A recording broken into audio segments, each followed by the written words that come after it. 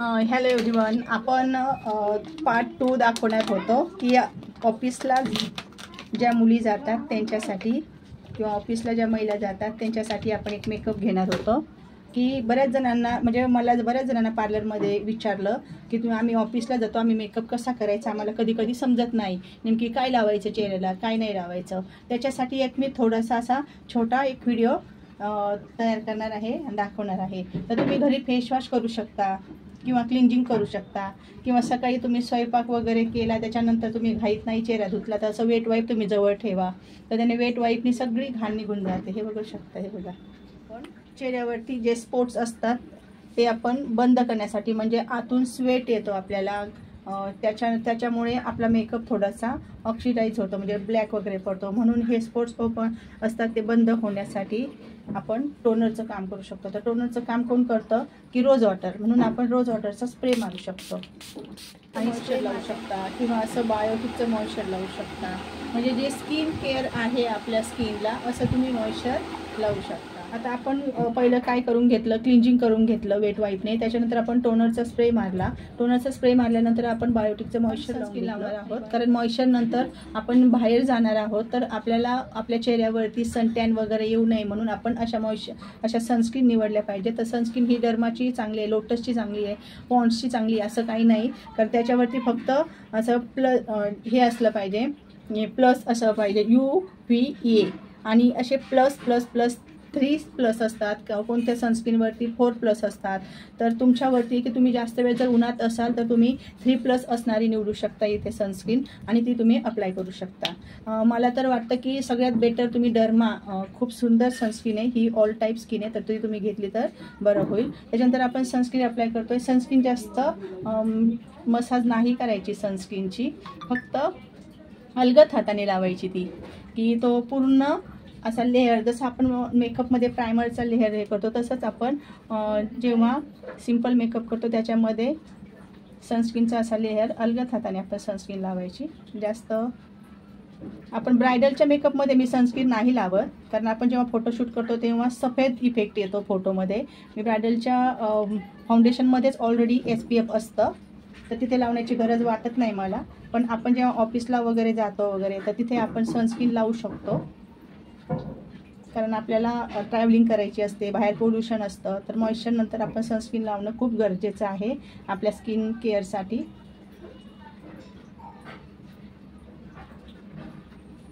आणि सनस्क्रीन लावल्यानंतर लगेचच तुम्ही कॉम्पॅक्ट नाही लावायचं, त्याच्यानंतर तुम्ही 5-6 मिनिट, जर ऑइली स्किन असेल तर मध्ये तुम्ही कमीत कमी बाहेर जायच्या अगोदर 15 मिनिट सनस्क्रीन लावा आणि त्याच्यानंतर जा.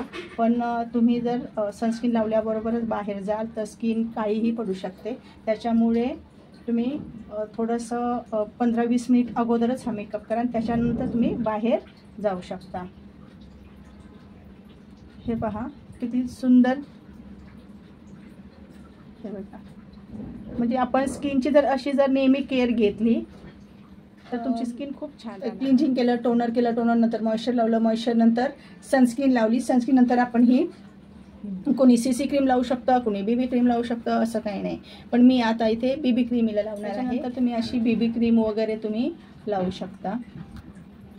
याच्यामध्ये पण SPF 50 आहे, अशी कोणतीही लावू शकता. आणि तुम्हाला जर समजा ब्लेंडरनी डॅब डॅब करायचं तर ब्लेंडरनी डॅब डॅब करू शकता किंवा हातानेही तुम्ही डॅब डॅब करू शकता.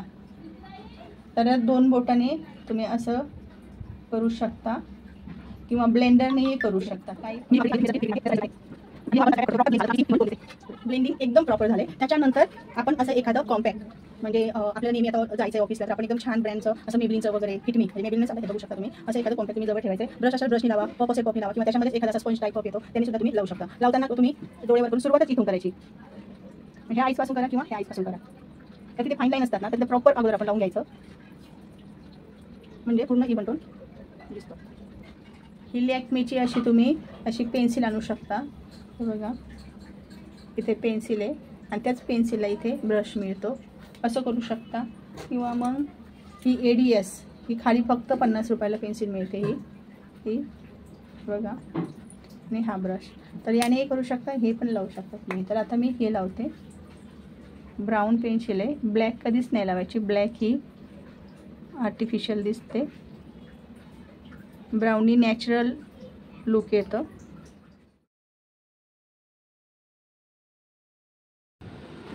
आपण त्याच्यानंतर आयलायनर लावून घेतलं, थोडंसं काजळ लावून घेतलं आयब्रो डिफाईन नंतर. आणि तुम्हाला जर समजा लिपस्टिक डार्क लावायची का लाईट लावायची वा अंडरटोन लावायची का कशी, ते तुमच्यावरती डिपेंड, तुमच्या ड्रेस मॅचिंगवरती. तर मी तुम्हाला ऑफिसला जायचं आहे तर तुम्ही अशी लाईट लिपस्टिक लावा अशी.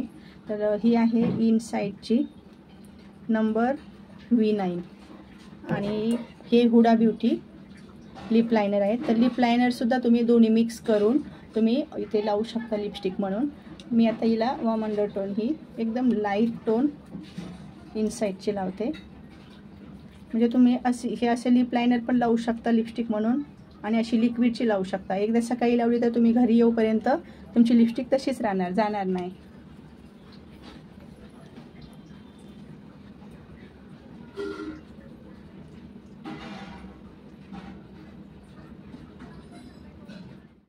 किती छान कलर आलाय तो, असा रेड, भडक रेड वगैरे नाहीये. जर समजा यूज करायचा असेल तर तुम्ही मेकअप फिक्सर यूज करू शकता. मेकअप फिक्सर नाही यूज करायचं तर नका करू. की हा फायनल लुक कसा आलाय ते किती सुंदर आलाय हा, आणि एकदम नॅचरल आलाय. असंच अजिबात असं फाउंडेशन लावलंय किंवा काही लावलंय चेहऱ्याला असं अजिबात वाटत नाही, कारण एकदम क्लिअर आलंय. तुम्ही जवळ पण जाऊन बघू शकता. हे बघा स्किनवरती असं, ह्या साईडला दाखव, बघ ह्या साईडला, केस मागे घे, हे बघा समोर. तुम्हाला आवडला असेल की असं आपण ऑफिसला एकदम अशा सिम्पल लुकमध्ये आणि अशीच एखादी छान छान लिपस्टिक लावून जायचं आणि नॅचरल लुक आला पाहिजे, याच्यासाठी तुम्ही माझ्या व्हिडिओला नक्की लाईक करा, शेअर, सबस्क्राईब करा आणि धन्यवाद.